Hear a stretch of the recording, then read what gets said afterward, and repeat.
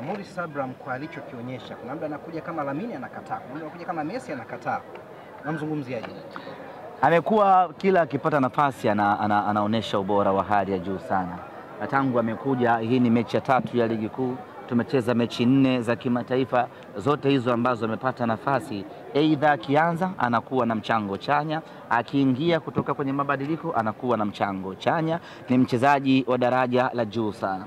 Tazama utulivu wake, namna ambavyo akikaa na mali upande huu wa kulia anakuwa na option nyingi, anaweza akakatiza uwanja akaingia kwenye goli, anaweza akapiga pasi mtelezo, anaweza akashoot. Ni mchezaji ambaye amekamilika kwa 100%. Pasi mtelezo ikoje? Pasi mtelezo ni ile ambayo watu wamekaa wengi kwenye kikundi, alafu unapenyeza katikati yao, inapasua. Ndicho ambacho alifanya hata kwenye utengenezaji wa goli la pili.